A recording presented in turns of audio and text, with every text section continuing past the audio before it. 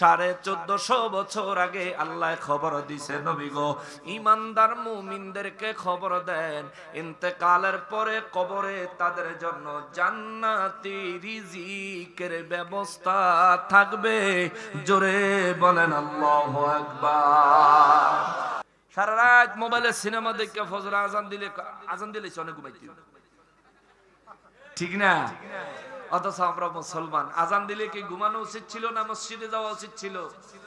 কিন্তু আমরা এই সময় ঘুমাই, অথচ মুয়াজ্জিনে ডাকে আসসালাতু খায়রুম মিনান নাওম। মুয়াজ্জিনে ডাকলো, ঘুমের তেনে নামাজ ভালো। আর আমি কই না ফজর আজান দিলে অনেক ঘুমাইতে হইব, আমরা ঘুমাই। সাহাবায়ে কেরাম বলেন নবী গো ওয়া রাহমাতুল লিল আলামিন, কিয়ামতের দিন বড় ভয়াবহ হবে। রব্বুল ইজ্জাত সংবাদ দিয়েছেন। ও দয়াল নবীজি, ওই কিয়ামতের দিন, এত ভয়াবহ দিনটা কবে হবে আমরা একটু জানতে চাই। সূরা ফজর কোরআনুল কারীমে 30 পারার মধ্যে রয়েছে। এই সূরার 21 নম্বর আয়াতে আল্লাহ রাব্বুল ইজ্জাত বলেছেন বিসমিল্লাহির রহমানির রহিম কাল্লা ইযা দুক্কাতিল আরদু দাক্কা দাক্কা। আওয়াজ করে বলেন আল্লাহু আকবার। রব্বুল আলামিন কালামে হাকিমে সূরা ফজরের 21 নম্বর আয়াতে কারিমায় আমার আল্লাহ বলেন কাল্লা ইযা দুক্কাতিল আরদু দাক্কা দাক্কা। যেদিন আমি রব্বুল আলামিন এই পুরো জমিনকে চূর্ণ বিচূর্ণ করে ফেলবো, একেবারে ধ্বংস করে জমির উঁচু নিচু সমান করে, যেদিন আমি আল্লাহ এই তামাম পৃথিবীটাকে একটা ময়দানে রূপান্তর করব। জোরে বলেন আল্লাহু আকবার।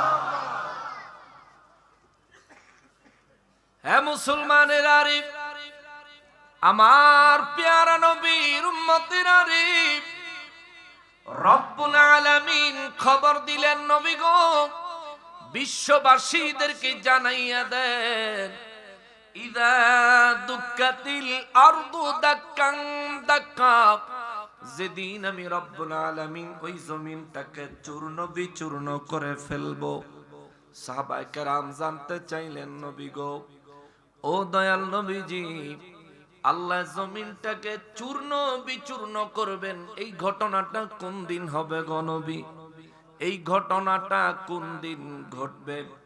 আমার নবী রাহমাতুল লিল আলামিন বললেন, এই ঘটনাটা যেই দিন ঘটবে ওই দিনটার নাম আমার আল্লাহ রেখেছেন কিয়ামত। জোরে বলেন আল্লাহু আকবার। কিয়ামত তার মানে আমার রব্বুল আলামিন সব ধ্বংস করে দিবেন ওই দিন। সাহাবায়ে কেরাম বলেন নবী গো, ও দয়াল নবীজি, ওই দিন আমার আল্লাহ পুরো জমিনকে চূর্ণ বিচূর্ণ করে ফেলবেন। এর মাধ্যমে পুরো জমিন আমার আল্লাহ সমান্তরাল করে ফেলবেন, একটা মাঠ একটা ময়দানের মতো বানায় ফেলবেন।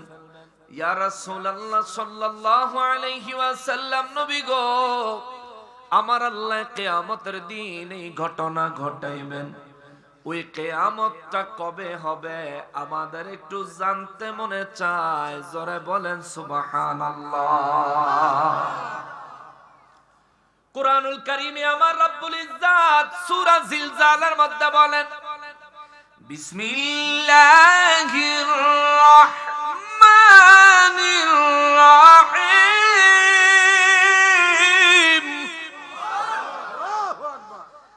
ইযা যুলজিলাতিল আরদু জিলজালাহা। আল্লাহু আকবার। রব্বুল আলামিন সূরা জিলজালে আমার নবী রাহমাতুল লিল আলামিনকে খবর দিলেন, নবী গো বলে দেন, যেদিন আমি আল্লাহ এই জমিনটাকে চূর্ণ বিচূর্ণ ফারা ফারা রেজা রেজা করার জন্য, যেদিন আমি আল্লাহ জমিনটাকে প্রবল ভাবে কম্পন দিব, প্রবল ভাবে কাঁপিয়ে তুলব, যেদিন আমি আল্লাহ চরম ভাবে ভূমিকম্প দিয়া পাহাড়গুলি ধসাইয়া ফেলবো, জমিনটাকে টুকরা টুকরা চূর্ণ বিচূর্ণ করে ফেলবো, নদীগুলো পাথরে মাটিতে পরিপূর্ণ হয়ে যাবে, পৃথিবীর কোথাও এক ফোঁটা পানি থাকবে না, পৃথিবীর কোথাও একটা ছায়া দেওয়ার মতো একটা গাছ থাকবে না। ইয়া রাসূলুল্লাহ, আমার বান্দাদেরকে বলেন তারা যেন ওই দিনের জন্য অন্তরে ভয় ধারণ করে, ওই দিনে হাসরের ময়দানে দাঁড়ানোর জন্য নিজেকে যেন তৈরি করে। জোরে বলেন সুবহানাল্লাহ। সাহাবায়ে কেরামের অন্তর মুবারকের মধ্যে প্রচন্ড ভয় তৈরি হয়ে গেল। সাহাবায়ে কেরাম বলেন, নবী গো ওয়া রাহমাতুল লিল আলামিন, কিয়ামতের দিন বড় ভয়াবহ হবে, রব্বুল ইজ্জাত সংবাদ দিয়েছেন। ও দয়াল নবীজি, ওই কিয়ামতের দিন, এত ভয়াবহ দিনটা কবে হবে আমরা একটু জানতে চাই। পুরো কোরআন শরীফের শুরু থেকে শেষ পর্যন্ত পুরো কোরআন শরীফে আমার আল্লাহ কোন জায়গায় কিয়ামত কবে হবে তার তারিখ জানায় নাই। আল্লাহ কিয়ামত কবে হবে আমার আল্লাহ তার বার সম্পর্কে জানায় নাই। কিয়ামত কোন মাসে হবে এই সম্পর্কেও আমার আল্লাহ জানান নাই। কিয়ামত কোন বছর হবে এই সম্পর্কেও আমার আল্লাহ কিছু জানান নাই। এমন কি কিয়ামত কোন দিনের কোন সময় আরম্ভ হবে এই বিষয়টুকু আমার আল্লাহ কোরআনুল কারীমে জানায় নাই। জোরে বলেন আল্লাহু আকবার। এটা বন্ধ করো, বন্ধ করো, বন্ধ করো। ওইটা যেমনে আসলে এমনি থাক, ওইটা বন্ধ করো। পরে যেটা লাগাইছো ওইটা বন্ধ করো। যেমনে আসলে এমনি থাক। তোমার মাইক দিয়া গ্রামের মানুষ আর পারলো না ওয়াজ তো আমরাই হই না যাই। আপনারা মোটামুটি বুঝতেছেন তো? আমার একটু বেশি কষ্ট হইব, ওয়াজ একটু বেশি করণের ইচ্ছা ছিল, কিন্তু জানে কুলাইতো না। মুসলমানের আরিফ, আমার পেয়ারা নবীর উম্মতের আরিফ, রব্বুল ইজ্জাত কালামে হাকিমের কোন জায়গায় কোন সালে কোন মাসে কোন তারিখে কোন বারে কোন সময়ে কিয়ামত হবে এই পাঁচটা খবরের একটা খবরও আমার আল্লাহ দেন নাই। কিন্তু সাহাবায়ে কেরাম বলেন, নবী গো, আল্লাহ কোরআনুল কারীমের মধ্যে বলেন, কাল্লা ইযা দুক্কাতিল আরদু দাক্কা দাক্কা। রব্বুল আলামিন বলেন, যেদিন আমার আল্লাহ এই জমিনকে চূর্ণ বিচূর্ণ করে ফেলবেন, গুড়া গুড়া একেবারে পাউডার পাউডার করে ফেলবেন। ইয়া রাসূলুল্লাহ, ওই দিন তো ভয়াবহ দিন, ওই দিনটা কবে হবে আমরা একটু জানতে চাই। আমার নবী বলেন নাই আমি জানি না, বরং আমার নবী বলেছেন আমি তোমাদেরকে পরে জানাবো। জোরে বলেন সুবহানাল্লাহ। নবী রাহমাতুল লিল আলামিন যদি না জানতেন তবে তিনি বলতেন আমি জানি না, তাই না? কিন্তু নবী বললেন আমি পরে জানাবো। নিশ্চয় এর মধ্যে কোনো হাকিকত আছে। নিশ্চয় নূর নবী রাহমাতুল লিল আলামিনের পক্ষ থেকে কিয়ামতের সংবাদ ওই মুহূর্তে সাহাবায়ে কেরাম পাইলে হয়তোবা এটা আমাদের জন্য মঙ্গলময় নিয়ামত পূর্ণ হইতো না। এই কারণেই আমার নবী রাহমাতুল লিল আলামিন বলেন পরে জানাবো, অবশ্যই জানাবো, পরে জানাবো। অথচ দুনিয়ার মানুষ বলে আমার নবী রাহমাতুল লিল আলামিন নাকি কিয়ামত কবে হবে আমার নবী নাকি জানতেন না। জোরে বলেন নাউযুবিল্লাহ। নবী জানতেন না, কিন্তু এত বড় কথাটা সে জানে। কি আফসোসের ব্যাপার না? নবী জানতো না, কিন্তু তে জানে, সে জানে যে নবী জানতো না। হায় হায় হায়, এটারে বলতে হয় এমন ভাষায়, পাগলে কিনা কয় আর ছাগলে কিনা খায়। মুসলমানেরা রে, আমার পেয়ারা নবীর উম্মতেরা রে, একটু মনোযোগ দিলে ও আকলবান মুসলমান, আপনিও বুঝবেন নূর নবী রাহমাতুল লিল আলামিন কে আমার আল্লাহ কত বড় মর্যাদা, কত বড় মর্তবা, কত বড় ইলমের শহর আমার নবী রাহমাতুল লিল আলামিন কে আমার আল্লাহ বানাইছেন। নবী বলেন, সাহাবীরা রে, আমি তোমাদেরকে কিয়ামতের খবর পরে শোনাবো। সাহাবায়ে কেরাম বলেন, হুজুর আপনি বলেছেন বলবেন, শোনাইবেন, তাতেই যথেষ্ট, যখন মনে চায় তখন বলবেন। আল্লাহ এবং তার রাসূল সাল্লাল্লাহু আলাইহি ওয়াসাল্লামের যখন ইচ্ছা হবে তখন জানাবে, এই নিয়ে আমাদের কোনো মাথা ব্যথা নাই। আপনি যেহেতু দয়া করে বলছেন জানাবেন, তাতেই কাফি, তাতেই যথেষ্ট। আমার নবী রাহমাতুল লিল আলামিন ওই দিনের মজলিস শেষ করে দিলেন। পরে একদিন আমার নবী হুজরা মোবারক থেকে বের হয়ে রওনা করলেন, সাহাবায়ে কেরামদেরকে জানাবেন কিয়ামত কবে হবে। আল্লাহু আকবার। দুনিয়ায় যে সমস্ত মানুষেরা আমার নবীর গায়েবের ইলম সম্পর্কে দ্বিমত পোষণ করে, বিভিন্ন হতবুদ্ধিতার কথাবার্তা বলে থাকে, একেবারে হতচ্ছাড়ার ন্যায় দুনিয়ায় যারা নূর নবী রাহমাতুল লিল আলামিনের শানে আঘাত করে থাকে, তাদের জন্য শিক্ষণীয় বিষয় হলো এই, আমার নবী রাহমাতুল লিল আলামিন সাহাবায়ে কেরামদেরকে বললেন, কিয়ামত কবে হবে আমি তোমাদেরকে সংবাদ জানাবো, তবে এখন নয়, পরে উপযুক্ত সময় আসলে অবশ্যই জানাবো। সাহাবায়ে কেরাম খুশি হয়ে গেলেন। একদিন আমার নবী কিয়ামতের সংবাদ জানানোর জন্য রওনা করলেন।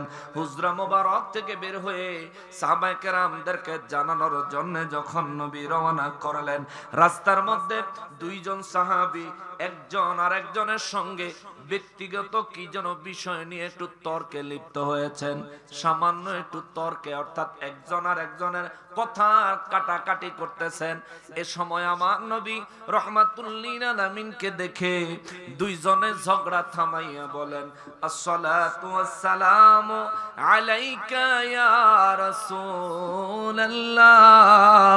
আওয়াজ করে বলেন সুবহানাল্লাহ। এই জন্য আজ আরব দেশে, সৌদি আরবে যারা থেকেছেন তারা হয়তো জানেন, সৌদি আসছিলেন কেডা কেডা? মাশাআল্লাহ, ওজে গেছিলেন, মানে চাকরি করার সুবাদে অনেক দিন ছিলেন সৌদি আরবে, এমন কেউ আছেন এখানে? ওই তো মাশাআল্লাহ, দুইজনে ঝগড়া লাগলে ঝগড়া থামানোর লাগা গিয়া আরবি যদি সামনে পড়ে, আরবি গিয়া কইব সাল্লু আলান নবী, ঠিক কি না? জোরে কন্না সুবহানাল্লাহ। আছে বিদেশের লোক আছে এখানে, আরবিরা এখনো বলে সল্লু, মানে আমরা তো কই আরে থাম, টাইনা লয়া জায়গায় এদিকে এদিকে, কিন্তু আরবিরা টানতো না, চিল্লাইতো না, সামনে দাঁড়ায় শুধু বলবে সল্লু আলান নবী। বলতে দেরি, দুই পার্টির যত খুনাখুনি থাক সাথে সাথে ঝগড়া বন্ধ। জোরে কোন সুবহানাল্লাহ। ওই সাহাবায়ে কেরামের আদর্শ। দুইজন সাহাবী তর্ক করতেছেন, একত্রে নবীকে সালাত এবং সালাম পেশ করলেন। নবীজি জবাব দিলেন, জিজ্ঞেস করলেন, সাহাবীরা তোমরা কি করতেছো? দুই সাহাবী মাথা নিচের দিকে দিয়ে দিয়েছেন। দুই সাহাবী বলেন, ইয়া রাসূলুল্লাহ সাল্লাল্লাহু আলাইহি ওয়াসাল্লাম, নবী গো আমাদেরকে ক্ষমা করে দেন। শয়তানের ওয়াসওয়াসায় পড়ে আমরা এক ভাই আর এক ভাইয়ের সঙ্গে কথা কাটাকাটি করতেছিলাম। হুজুর, এই মুহূর্তে আপনাকে সাক্ষী রেখে আমি আমার ভাইয়ের কাছে ক্ষমা চাই। ওই সাহাবী বলেন, হুজুর আপনাকে সাক্ষী রেখে আমিও আমার ভাইয়ের কাছে ক্ষমা চাই। জোরে কন্না সুবহানাল্লাহ। নূর নবী রাহমাতুল লিল আলামিন বলেন, সাহাবীরা রে, কিয়ামত কবে হবে তোমরা কয়েকদিন আগে জানতে চাইছিলাম। রব্বুল ইজ্জত অনুমতি দিয়েছেন তোমাদেরকে যেন কিয়ামত কবে হবে জানায় দেই। সেটা জানানোর জন্য আমি নবী বের হয়ে এসেছিলাম, কিন্তু তোমাদের দুইজনের তর্কের কারণে মহান রব্বুল আলামিন আমি নবীর অন্তর মোবারক থেকে কিয়ামত কোন বছর হবে এই কথাটা আমার আল্লাহ উঠাইয়া নিছেন। জোরে বলেন সুবহানাল্লাহ। আল্লাহ উঠাইয়া নিছেন, তার মানে উঠাইয়া নেওয়ার আগে আমার নবী জানতেন। নবীকে জানাইছেন কে? এটা মানেননি? নবীরে জানাই কে? আল্লাহ না জানাইলে নবীজি কিছু জানেন? আরে আল্লাহই তো জানাইব, আল্লাহই তো জানাইব। আল্লাহর সব খবর তো নবীকেই জানাইছেন। নবীজির কাছ থেকে যেটুকু জাতির জন্য দরকার আল্লাহ বলছেন হুজুর এইটা ফ্লাশ করেন, এইটা প্রচার করেন, এইটুকু প্রচার করেন। নবীজি ওইটুকু প্রচার করছেন। নইলে নবীজির সিনা মোবারকের মধ্যে মহান রব্বুল আলামিন নবীজিকে দুনিয়াতে পাঠানোর সময়েই নবীজির সিনা মোবারকে পুরো কোরআন শরীফ দিয়ে আমার নবীকে দুনিয়ায় পাঠাইছেন। জোরে কন্যা সুবহানাল্লাহ। কয়েল জ্বালাইছেন কেউ? কই বন্ধ করে দেন, কয়েলের গন্ধ খুব খারাপ। একটা কয়েল 52টা সিগারেটের সমান। একটা কয়েল। যে ব্যক্তি রাত্রে কয়েল জ্বালায় ঘুমান, আপনি ঘুমাইলেন, আর 52টা সিগারেটের মাধ্যমে যেই ক্ষতি আপনার লাঞ্চে হইতো এই ক্ষতি হবে একটা কয়েলের দ্বারা। অতএব এই কয়েল আমি এমনি এটার গন্ধটা সহ্য করতে পারি না, এটা সরাই দেন, ব্যবহারও করি না, বন্ধ হয়ে যাক, ক্ষতিকর জিনিস দরকার নাই। মুসলমানের আরিফ, আমার পেয়ারা নবীর উম্মতের আরিফ, আমার নূর নবী রাহমাতুল লিল আলামিনের অন্তর মোবারকে কিয়ামত কোন বছর হবে এই খবর ছিল। নবী বলেন তোমাদের দুইজনের তর্ক বিতর্কের কারণে মহান রব্বুল আলামিন আমার অন্তর থেকে কিয়ামতের সালের খবর উঠাইয়া নিছেন। কেননা তোমরা যদি কিয়ামতের সালের খবর জানো তাইলে কিয়ামতের সাল আসা পর্যন্ত মনে করবা তোমাদের হায়াত আছে। তার জন্য দুনিয়ার রং তামাশা বুক বিলাসে তোমরা বেশি করে মত্ত হইয়া যাইবা। চিন্তা করবা যেই বছর কিয়ামত হবে 2-3 মাস আগে সিল্লা দিতাম মসজিদে সান্দাইয়া যামু। ঠিক কিনা? ঠিক কিনা বলে? সারা জীবন উল্টা পাল্টা কাম কুকাম কইরা সিল্লাত যায় হে বেড়া। নূর নবী রাহমাতুল লিল আলামিন বলেন রব্বুল ইজ্জাত আমি নবীর অন্তর মোবারক থেকে কিয়ামত কোন বছর হবে তুলে নিয়েছেন। এবার সাহাবায়ে কেরাম একটু বুদ্ধি করছেন। নবী রাহমাতুল লিল আলামিনের সামনে 2 হাত জোড় করে নবীজির কদম মোবারকের দিকে তাকাইয়া তাকাইয়া 2 চোখের পানি ছাড়ে আর বলে নবী গো, আমরা 2 জনের কারণে পুরো মুসলিম উম্মাহ কিয়ামত কবে হবে এই খবর থেকে মাহরুম হলে ইয়া রাসূলুল্লাহ আমরা নিজেদেরকে ক্ষমা করতে পারবো না, এত বড় দায় বহন করা আমাদের পক্ষে সম্ভব না হুজুর। ও দয়াল নবীজি এত বড় দায় থেকে আমাদেরকে উদ্ধার করেন গো নবী। আমার নবী বলেন তাইলে শোনো কিয়ামত কোন সালে হবে এই খবর আল্লাহ আমার অন্তর মোবারক থেকে তুলে নিয়েছেন, কিন্তু কোন মাসে কিয়ামত হবে এই খবরটা তোমাদেরকে দেওয়া যায়। জোরে বলেন সুবহানাল্লাহ। সাহাবায়ে কেরাম বলেন হুজুর কোন মাসে কিয়ামত হবে দয়া করে জানান। আমার নবী বলেন মুহররম মাসে। সুবহানাল্লাহ। সাহাবীরা কয় হুজুর আর একটু জিজ্ঞেস করতে পারমুনি? নবী বলেন জিজ্ঞেস করো হুজুর মুহররম মাসের কত তারিখে? নবী বলেন 10 তারিখে। জোরে কোন সুবহানাল্লাহ। কিয়ামত মুহররমে হবে, পুরা কোরআনের কোন জায়গায় নাই। কিয়ামত মুহররমের 10 তারিখে হবে, পুরো কুরআনুল কারীমের কোন জায়গায় নাই। সাহাবায়ে কেরাম বলেন, হুজুর অনুমতি দিলে আরো একটা প্রশ্ন জানতে চাই। সাহাবায়ে কেরামদেরকে আমার নবী অনুমতি দিলেন, বলো কি জানতে চাও? সাহাবায়ে কেরাম বলেন, হুজুর মুহররমের 10 তারিখ কি বারে? সুবহানাল্লাহ। নবী বলেন জুমাবার, শুক্রবারে। আরেক সাহাবী কয়, হুজুর অনুমতি দিলে একটা প্রশ্ন জানতে চাই। নবী বলেন বলো। বলে, হুজুর শুক্রবারে কোন সময়? নবী বলেন আসরের নামাজের পরে, মাগরিবের নামাজের পূর্ব সময়। যে নবী জানেন আসরের পরে মাগরিবের পূর্ব সময়ে শুক্রবারে 10 তারিখ মুহররম মাসে কিয়ামত হবে, ওই নবী কোন বছর কিয়ামত হবে এই খবর জানে কি জানে না? ওই নবীকে এই সমস্ত গায়েবের ইলম জানাইছেন কে? আরো জোরে বলতে হবে কে? সুন্নিরা কখনোই বলে না নবী নিজে নিজে গায়েবের ইলম জানে। সুন্নিরা কখনোই এই কথা বলে না। সুন্নিদের আকীদা বিশ্বাস হলো নবী গায়েবের ইলম জানেন আল্লাহর দেওয়া ক্ষমতায়। কথা বলেন ঠিক কিনা? অতএব এখানে ফেস লাগানোর কোন সুযোগ আমগরে কয় আমরা বলে জিলাপি খাই আর হেরা খালি ফেস লাগায়। ফেস আমরা না লাগামু, তোরা কে লাগাস? জিলাপির ভিতরে না ফেস, তাই না? আমরা জিলাপি খাই, বিরিয়ানি খাই, খিচুড়ি খাই, জর্দা খাই, আরো কত কিছু খাই, খামো, অসুবিধা নেই। আজকেও বেলা আছে বিরিয়ানি, মারাবা কিটা বিরিয়ানি নি? কি দিয়া কি? গরু গোস কয় কেজি? কয় কেজি? 1.5 মণ 60 কেজি পেলে। আর চাউল কতটি? 60 কেজি চাউল, 60 কেজি গোস। মাশাআল্লাহ। সুন্নিরা দুনিয়ায়ও খাইবো, চর সৈয়দপুরেও খাইবো।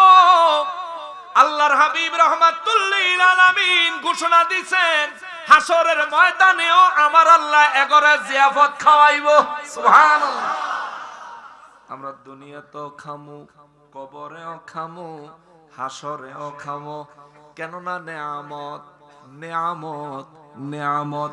সুন্নিরা নেয়ামত তৈয়ার করতে জানে, সুন্নিরা নেয়ামত বন্টন করতে জানে, সুন্নিরা নেয়ামত অত্যধিক পরিমাণে গ্রহণ করে আল্লাহ শুকর আদায় করতে জানে। যার কারণে আল্লাহ এদের উপর এমন খুশি রে, আমার নবী রাহমাতুল লিল আলামিনের দিয়া 1450 বছর আগে আল্লাহ খবর দিছে, নবী গো ঈমানদার মুমিনদেরকে খবর দেন ইন্তেকালের পরে কবরে তাদের জন্য জান্নাতি রিজিকের ব্যবস্থা থাকবে। জোরে বলেন আল্লাহু আকবার। ওই কবরের মধ্যে জান্নাতি নিয়ামত আমরা চাই কি চাই না? জোরে বলতে হবে চাই কি চাই না? নারায়ে তাকবীর, নারায়ে রিসালাত, নারায়ে রিসালাত। আল্লাহ আমাদের এই মাহফিল কবুল করে নেন। আল্লাহ আমাদের প্রত্যেকের জন্য ঈমানি মউত নসিব করে দেন। আমাদের প্রত্যেকের কবরে জান্নাতি নিয়ামত দিয়ে পরিপূর্ণ করে দিয়েন।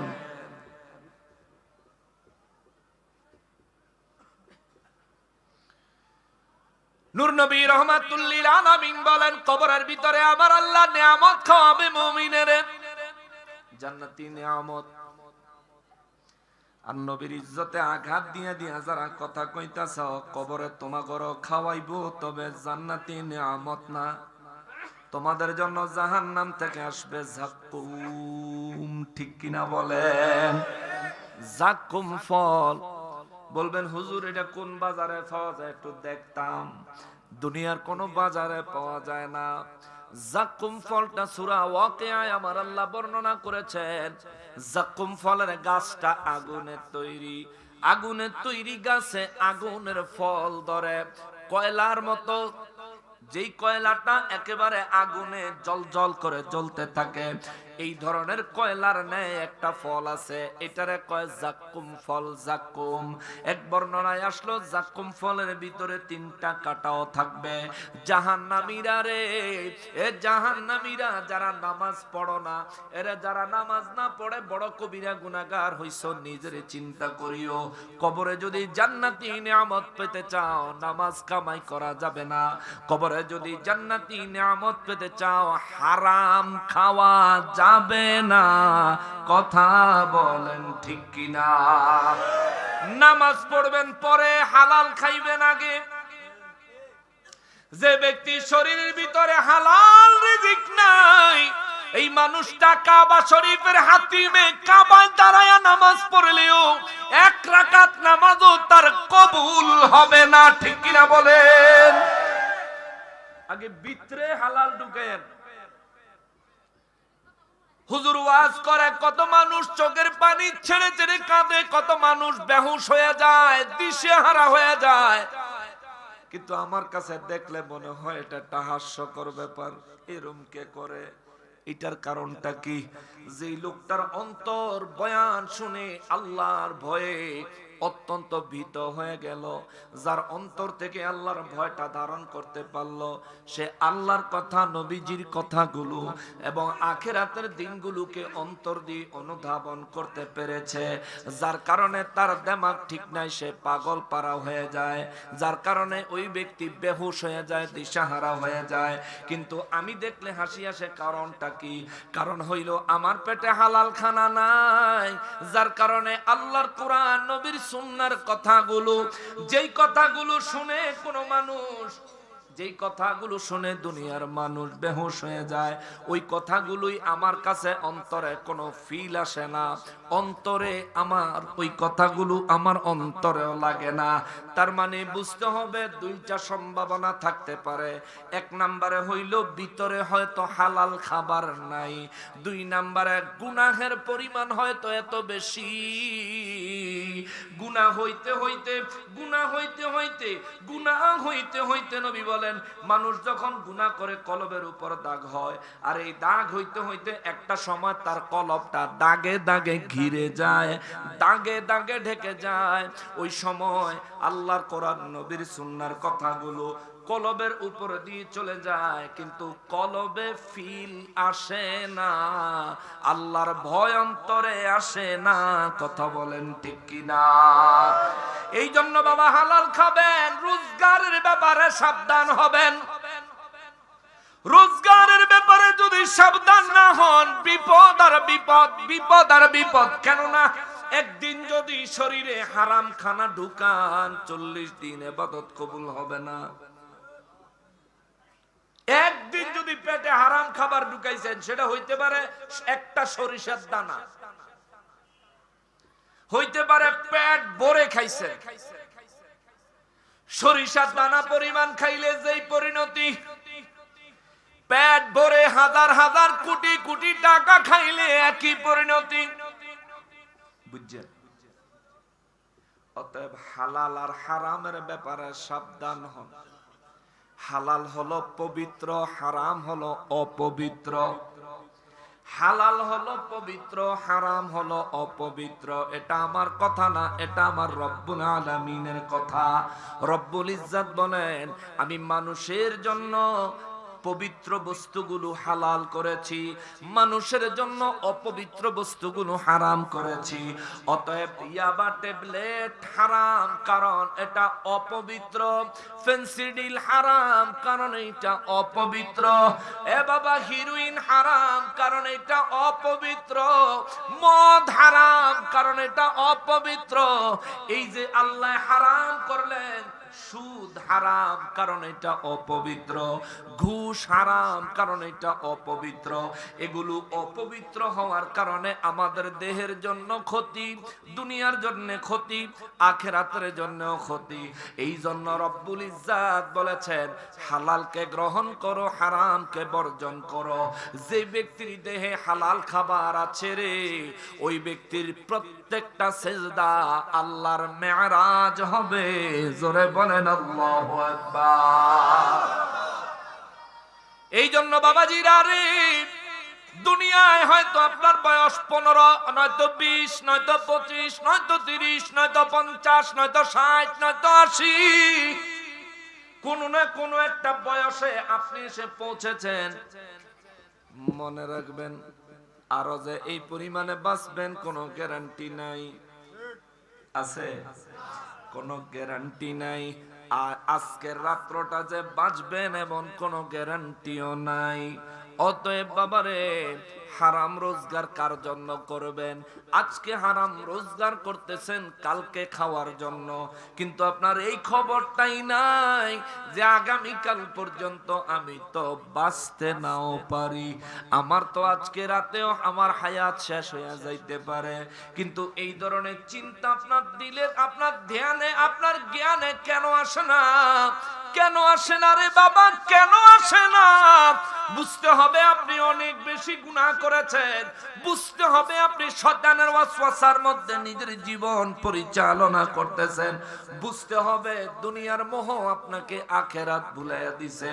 অতএব বাবারে, এখনো সময় আছে, যেহেতু মরেন নাই, এখনো সময় আছে, যেহেতু মরেন নাই, অতীত জীবনের গুনার জন্য তওবা করেন, রব্বুল ইজ্জাতের দরবারে পানা চান। আজকে থেকে ওয়াদা করি, আল্লাহ আমাদেরকে সব ধরনের হারাম থেকে রক্ষা করো, হালালি জিন্দেগি আমাদেরকে দান করো। চিৎকার দিয়া বলেন আমিন। যে কথাটা বলতেছিলাম বাবা, রব্বুল ইজ্জাত বলেন, কাল্লাইনা দুক্কাতিল আরদু দাক্কা দাক্কা। রব্বুল আলামিন বলেন, নবী গো, নবী বিশ্ববাসীকে বলে দেন, যখন আমি এই জমিনটাকে চূর্ণ বিচূর্ণ করে ফেলবো, পুরো জমিনটাকে চূর্ণ বিচূর্ণ করে ফেলবো, আমার রব্বুল আলামিন বলেন, হুজুর বিশ্ববাসীকে বলে দেন, ওই দিনটা অত্যন্ত ভয়াবহ হবে গো নবী। দুনিয়ার মানুষগুলাকে বলে দেন, দুনিয়ার মানুষগুলা যেন ওই দিনটার ভয়াবহতার কথা চিন্তা করে। আজ এই চর সৈয়দপুরে যত মানুষ বসবাস করে, সব মানুষ মাহফিলে কিন্তু আসে নাই, ঠিক না বাবা? সবাই কি আইছে? সব মানুষ আসে নাই। আবার যারা আসছে তাদের মধ্য থেকেও কেউ কেউ উঠে চলে যাচ্ছেন। ইচ্ছা করলে আপনিও উঠে চলে যাইতে পারবেন, কিন্তু যেই দিনের কথাটা কোরআন শরীফ থেকে তুলে ধরলাম, আল্লাহর কসম, ওই দিন ওই ময়দানে আপনাকেও হাজির থাকতে হবে। আজকে ইচ্ছা করলে বের হয়ে চলে যাচ্ছেন, সেই দিন কিন্তু কোনো দিকে বের হয়ে যাওয়ার কোনো প্রকার সুযোগ থাকবে। আজকে করে লঞ্জা করা। রব্বুল আলামিন বলেন, নবী গো, দুনিয়ার মানুষদেরকে বলেন, যেদিন আমি রব্বুল ইজ্জাত এই জমিনটাকে চূর্ণ বিচূর্ণ করে ফেলবো, ওই দিন এই জমিনটা ধুলাবালি থাকবে না, ধুলাবালি হবে না। আমার রব্বুল আলামিন কিয়ামত সম্পর্কে বলতে যায় বলেন, যেদিন ইসরাফিল ফেরেশতা বাঁশিতে ফু দিবে, বিরাট বিরাট পাহাড়গুলি একেবারে ভেঙে চুরমার হয়ে ওই পাহাড়গুলি ধূলিকণা হয়ে বাতাসে উঠতে থাকবে। আল্লাহু আকবার! কত বিশাল পাহাড়! রব্বুল ইজ্জাত বলেন, এটা ভেঙে গুড়া হয়ে ধূলিকণায় রূপান্তর হয়ে এই ধূলিকণাগুলো বাতাসে ঘুরতে থাকবে, একটা ধূলিকণাও জমিনে পড়বে না। আল্লাহু আকবার! সেই দিনের অবস্থা কেমন হবে চিন্তা করেন। সামান্য একটু ভূমিকম্প হইলে 10 তলার মানুষ দৌড়ে বিল্ডিং থেকে নাইমা রাস্তায় এসে দাঁড়ায় থাকে, হায় হায় কখন জানি ভাঙ্গা মাথার উপরে পড়ে। ও বাবা, সামান্য মাত্রার ভূমিকম্পে যদি আপনার এত ভয় হয়, এমন এক ভূমিকম্পের কথা আমি আপনাদেরকে শোনাচ্ছি। এই ভূমিকম্প যিনি করায় এটা তার বক্তব্য, এই ভূমিকম্প যার নির্দেশে হয় এটা তার বক্তব্য, এই ভূমিকম্প যার নির্দেশে থামে এটা তার বক্তব্য। এই তো নদীর পারে, শীতলক্ষা নদীর পারের মধ্যে আছি আমরা, নদীর মধ্যে ঢেউ আছে না নাই? জোরে বলেন আছে না নাই? এই নদীর ঢেউ সারা নদী বায়া নদীর কিনারে আইসা নদীর ঢেউ থেমে যায়। বলেন কার নির্দেশে? আরো জোরে বলেন কার নির্দেশে? এই একটা ঢেউ যদি শীতলক্ষা নদীর কিনারে আইসা যদি না থামে, রব্বুল ইজ্জাত যদি নির্দেশ দেয় শীতলক্ষা নদীর ঢেউ রে থামবি না, তুই শুধু চলতেই থাকবি।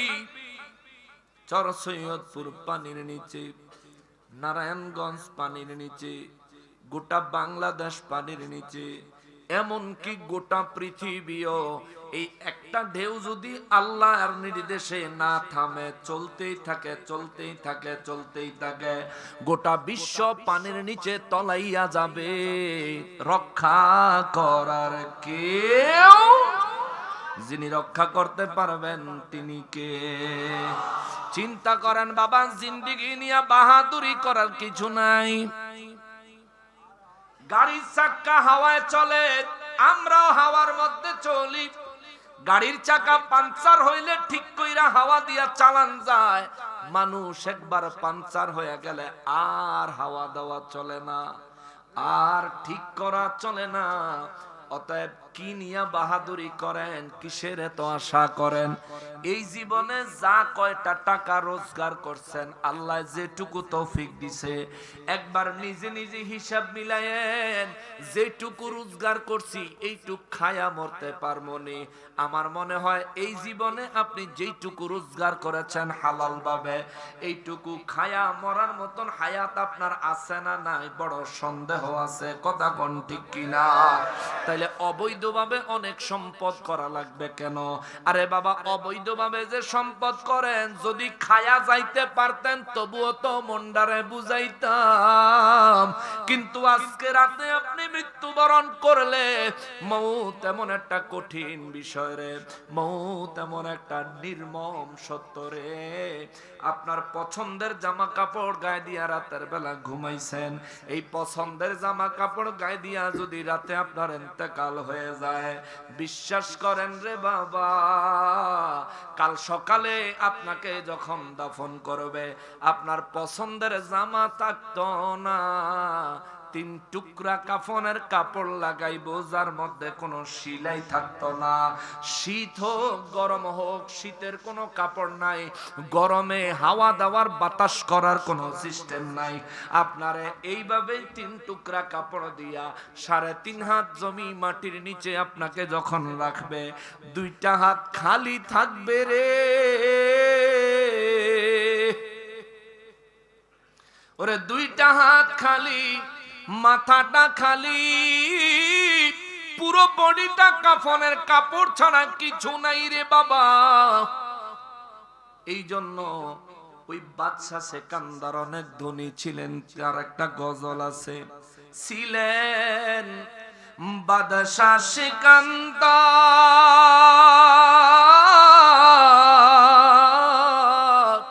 তাহার মতো ধনী নাই রে দুনিয়ার ভিতর। খালি হাতে চলে গেলেন, ওরে খালি হাতে চলে গেলেন, কিছুই নিলেন না। আজরাইল আসিলে কাহারো কফিয়ত চলবে না। মরণেরই কথা মানুষ, ওরে মরণেরই কথা মানুষ স্মরণ করো না। আজরাইল আসিলে কাহারো কফিয়ত চলবে না। আজরাইল আসিলে কাহারো কফিয়ত চলবে না। ঠিক কিনা বলেন? বাদশা সিকান্দার বাদশা হয়েও মৃত্যুবরণ করার আগে একটা ওসিয়ত করেছিলেন। বলেছিলেন, আমার ইন্তেকালের পরে গোসল দিয়া কাফন পরাইয়া আতর লোবান লাগায়া আমার লাশটা পুরো শহর ঘুরাইবা। তবে কাফনের বাইরে আমার দুইটা হাত বাহির করে রাখবা, দুনিয়ার মানুষ যেন দেখে আমি বাদশা ছিলাম কিন্তু কিছু নিয়ে যাইতে পারি নাই, বাদশা ছিলাম কিছু নিয়ে যাইতে পারি নাই। অতএব দুনিয়ার মানুষগুলো যেন দুনিয়ার মোহে বরবাদ হয়ে না যায়, দুনিয়ার মানুষগুলো দুনিয়ার মোহে পাগল পারা হয়ে আখিরাতকে যেন ভুলে না যায়।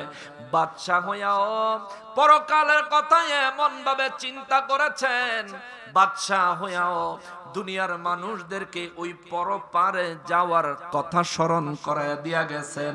আর আমরা এমন মানুষ, হয়তো সামান্য কিছু রোজগার করি, হয়তো সামান্য কিছু সম্পদের মালিক, নয়তো বা অনেক অনেক সম্পদের মালিক, আখেরাত ভুলে বসে আছি। অথচ দৈনিক যখনই আমি ঘুমাই তখনই আমি মৃত্যুবরণ করি। আল্লাহ কয় জান্নাতে ঘুম নাই, দুনিয়ার মধ্যে আমি আল্লাহ ঘুম দিছি। কারণ হলো ঘুম হলো মানুষের মৌত। জোরে কন্যা আল্লাহু আকবার। ঘুম মানুষের মৌত। বিশ্বাস হয়? মানতে একটু অসুবিধা হইব আর কি। হুজুর কি কর, ঘুমের তো আবার উঠতে যাই গা, তাইলে মৌত কেমন হইলো? ঘুমের দোয়া পড়া ঘুমাননি, ঘুমান না, ঘুমের দোয়া পড়ে আল্লাহুম্মা বিসমিকা আমুতু ওয়া আহইয়া। অর্থ জানেননি? ঘুমের দোয়া পড়ে না তো না, কইতে পড়বো। এই যে ফেসবুক, মুরব্বীর কথা বাদ, মুরব্বীরা তো অত কিছু বুঝে না, ফলোবেন্ডি এই দেখতে দেখতে দেখতে দেখতে ফজর আজান দিলে এমনি ঘুমায় যায়। মায় গিয়া মোবাইল বন্ধ করে, বাপে গিয়া মোবাইল বন্ধ করে, সারা রাত মোবাইলে সিনেমা দেখে ফজর আজান দিলে অনেক ঘুমাইতে, ঠিক না? অথচ আমরা মুসলমান, আজান দিলে কি ঘুমানো উচিত ছিল না মসজিদে যাওয়া উচিত ছিল?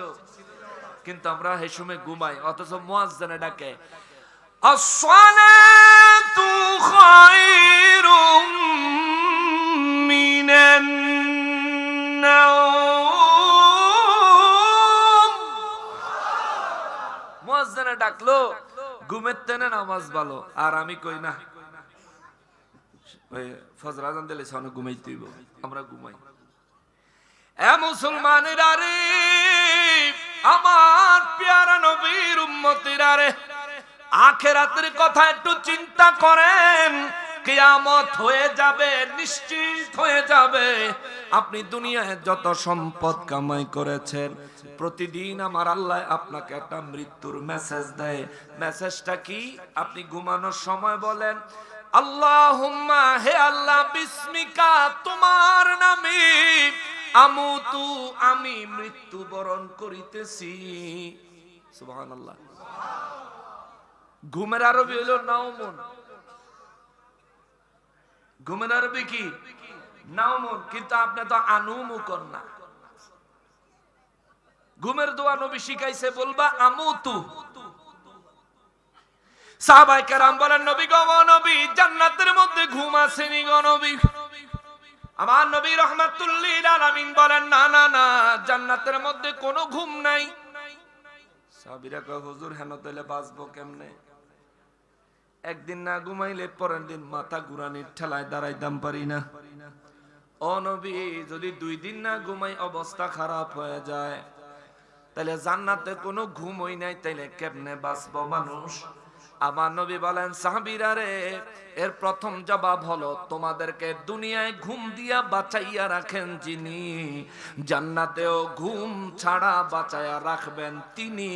তার নাম কি? আরো জোরে বলেন কি? নবী বলেন, 2 নাম্বার বিষয় হলো ঘুম একটা আরামের জিনিস, ঘুম একটা আরামের বিষয়। রব্বুল আলামিন ইচ্ছা করলে জান্নাতে ঘুমটাকে একটা নিয়ামত বানায় রাখতে পারতেন, কিন্তু আল্লাহ রাখেন নাই। কারণ ঘুম হলো মৌত, খবর থাকে না। ঘুমাইছেন, মাথার কাছ থেকে মোবাইল চোরে নিয়ে যায়, খবর পাওয়া যায় না। বিবি সন্তানে ফোন নিয়ে যায়, বিবি সন্তানের নিজের সব জিনিসপত্র নিয়ে ব্যবহার করলেও ঘুমাইলে পরে খবর পাওয়া যায় না।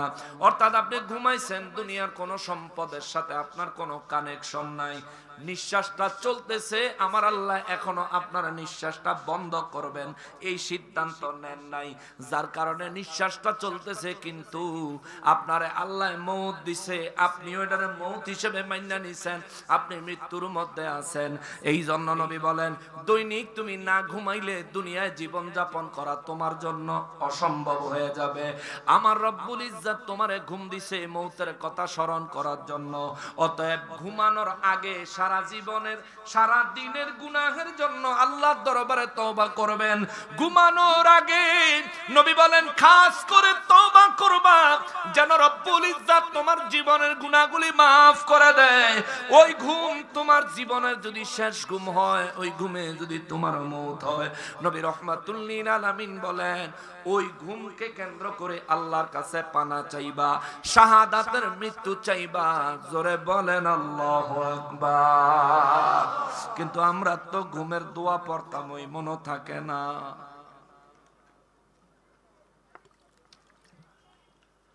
খাবার খাই আমাদেরকে রিজিক দেয় কে? জোরে বলতে হবে কে? খাবার খায় আমাদেরকে রিজিক দেয় আমার আল্লাহ। কিন্তু ওই রব্বুল আলামিনের রিজিক খাওয়ার সময় রবের কথা স্মরণ করতে মনে থাকে না। ঠিক কিনা বলেন? বিসমিল্লাহ পড়তাম, মনে থাকে না। হাই হাই, হে মুসলমানেরা রে, আমার পেয়ারা নবীর উম্মতিরা রে, যদি আপনি ঈমানের সাথে মৃত্যুবরণ করতে চান, হালালের উপর জীবন যাপন করতে হবে, সর্বদা মৌতের কথা চিন্তা করতে হবে। আপনি এখন মরলে আপনার কোন সম্পদের মালিক আর আপনি রইলেন না। আপনার সমস্ত সম্পদের মালিক আপনার ওয়ারিসেরা হয়ে গেল। যদি সমস্ত কামাই করা সম্পদ নিয়ে কবরে যাওয়াই না যায়, তাইলে এত সম্পদের পিছনে আমি কেন সময় নষ্ট করব? যা নিয়ে কবরে যাওয়া যাবে, যা আমার সঙ্গে কবরে যাবে, যা হাসরের ময়দানে আমার উপকারের বস্তু হবে, বিষয় হবে, তা নিয়ে আমাকে হাসরের ময়দানে দাঁড়ানোর মতো প্রস্তুতি নিতে হবে। যা আমার কবরে আমার নাজাতের জন্য সাহায্যকারী হবে, তা নিয়ে আমাকে কবরে যেতে হবে। এইভাবে জীবন তৈরি করেন। এই জায়গায় একটু স্বার্থপর হন, এই জায়গায় একটু স্বার্থপর হন, নইলে বাবা কবরে আপনি যখন বিপদে পড়বেন একা একা একা। কথা বলেন ঠিক কিনা? একা একা বিপদে পড়ে থাকবেন। যদি আমার আল্লাহ কবর খুলেও দেয়, আপনি কবরে বিপদে পড়েছেন, এটা যদি আপনার বিবি সন্তান দেখার ভাগ্য হয়, সেই বিপদ থেকে রক্ষা করার মতো আপনার বিবি সন্তানের ক্ষমতা থাকবে না। দোয়া করতে পারবে, মালিক মাফ করে দাও। ওই সন্তান এবং দুনিয়াতে যত সম্পদ রেখে গেছেন, এইখান থেকে কোন সম্পদ আপনার কবরে ঢুকে দিলে আপনার কবরের আযাব কমবে না। অতএব দুনিয়ার থেকে সম্পত্তির চিন্তা মাথার থেকে কমায়া দেন, আখিরাতের চিন্তা করেন, হালাল ভাবে রোজগার করেন, 1000 কোটি অসুবিধা নাই, কিন্তু হারাম ভাবে এক পয়সাও নিজের পকেটে কিংবা নিজের দেহে ঢুকায়েন না রে বাবা। তাইলে আপনার কবরে আপনি জ্বলবেন, আপনার কবরে আপনি বিপদগ্রস্ত হবেন। বিশ্বাস করেন, চোর সৈয়দপুরের মানুষ সেদিন কেউ আপনার সাহায্যকারী হবে না। আল্লাহ ওই কঠিন মুহূর্ত থেকে, মুসিবত থেকে আমাদের প্রত্যেককে হেফাজত করেন। জোরে বলেন আমিন। আমার দয়াল নবী রাহমাতুল লিল আলামিনের নুরানি জবান মোবারকে আমার আল্লাহ জানায়। আপনাদের কষ্ট হইতেছে? কথা বুঝতেছেন তো? একটু বুঝেন আর অন্তর দিয়ে ফিল করেন। রব্বুল আলামিন নূর নবী রাহমাতুল লিল আলামিনের নুরানি জবান মোবারকে জানায়, নবী গো, ইদা দুক্কাতিল আরদু দাক্কা দাক্কা, এই জমিনটাকে আমি চূর্ণ বিচূর্ণ করে ফেলবো, পুরো জমিনের উঁচু নিচু আমি আল্লাহ সমান করে ফেলবো। একটা ফুটবল খেলার মাঠের মতো আমি আল্লাহ বানায় ফেলবো। পুরো পৃথিবীটা একটা ময়দান হবে। পৃথিবীর জমিনটাকে আমি আল্লাহ সর্বপ্রথম গুড়া গুড়া করে তারপরে এই জমিনটাকে আমি আল্লাহ তামায় রূপান্তর করে দিব। এই জমিনের ভিতর থেকে তামায় রূপান্তর করার আগে এই জমিনের ভিতর থেকে আমি আল্লাহ সব বের করে আনবো। জমিনকে নির্দেশ দিব, জমিন তোমার গর্ভে যা আছে বের করে দাও। নবী বলেন কিয়ামতের দিন এই জমিন তার গর্ভ থেকে মানুষের লাশ বের করে দিবে। জমিন তার গর্ভ থেকে স্বর্ণ, রূপা, হীরা, জহরত, মণি, মুক্তা, খনিজ সম্পদের খনিগুলোর মাটি তার নিজের গর্ভ থেকে ঠেলে বের করে দিবে। এগুলো উপরে উঠে আসবে আর কবর থেকে মানুষগুলি উপরে উঠে আসবে। নবী বলেন সর্বপ্রথম একটা চোর ডান দিক বাম দিক তাকায় দেখবো স্বর্ণ, রূপা, হীরা, জহরত, মণি, মুক্তা জমিনের উপর ছড়িয়ে ছিটিয়ে আছে। সে দেখা কইব হায় হায়, এগুলোর জন্য দুনিয়াতে আমি চোর হয়েছিলাম, আমার হাত কাটা গিয়েছিল। এই সমস্ত সম্পদ যেগুলোর কোনো দামই নাই, এমন কিছু সম্পদ যেগুলোর কোনো মূল্যই নাই। নবী বলেন এই বলে সে হায় হায় হায় হায় করতে করতে হাসরের ময়দানের দিকে রওনা দিবে। জোরে বলেন নাউজুবিল্লাহ। নবী বলেন দ্বিতীয় রকম আরেকটা মানুষ, যে মানুষটা দুনিয়ার মধ্যে অনেক ধনী, অনেক সম্পদশালী ছিল, অনেক টাকা ছিল, কিন্তু আত্মীয় স্বজন তার কাছে সাহায্য চাইবো এই ভয়ে আত্মীয়র লগে সম্পর্ক রাখে নাই। আছে না? নারায়ণগঞ্জ এমন মানুষ মনে হয় নাই, চর সৈয়দপুরে এই সমস্ত মানুষ নাই। অন্য জায়গার কথা কইতেছি, হাদিসের কথা বলতেছি। দুনিয়ায় এমন কিছু মানুষ আছে আমার কাছে যদি কেউ চায় এই জন্য আমি আত্মীয়তার সাথে সম্পর্ক রাখি না। নবী বলেন আত্মীয়তার সম্পর্ক ছিন্ন করনেওয়ালারা আমি নবীর দলভুক্ত না। যারা অন্যায় ভাবে আত্মীয়তার সম্পর্ক ছিন্ন করে, নবী বলেন এরা আমার দলভুক্ত না, দলভুক্ত না, দলভুক্ত না। নবী বলেন দুনিয়ায় সম্পদের কারণে আত্মীয়দের সাথে অন্যায়ভাবে সম্পর্ক ছিন্ন করে নেওয়ালা মানুষটা যখন নিজের কবর থেকে বের হয়ে আসবে, নবী বলেন কবর থেকে বের হইয়া সে চতুর্দিকে তাকায় দেখবো হায় হায় হীরা জহরত মণি মুক্তা ধন সম্পদ চতুর্দিকে গড়াগড়ি করতেছে, ছড়িয়ে ছিটিয়ে আছে। এমন সময় রে বাবা আমার নবী রাহমাতুল লিল আলামিন বলেন ওই মানুষটা দেখবে আর আফসোস করবে, আক্ষেপ করবে হায় হায় এই দুনিয়া সম্পদের জন্য নি আমি। নারায়ে তাকবীর, নারায়ে রিসালাত, নারায়ে রিসালাত। প্রধান অতিথির আগমন, শুভেচ্ছা স্বাগত। প্রধান বক্তার আগমন, শুভেচ্ছা স্বাগত। চর সৈয়দপুরের পক্ষ থেকে, এই মাহফিলের পক্ষ থেকে নারায়ে তাকবীর, নারায়ে রিসালাত, নারায়ে রিসালাত।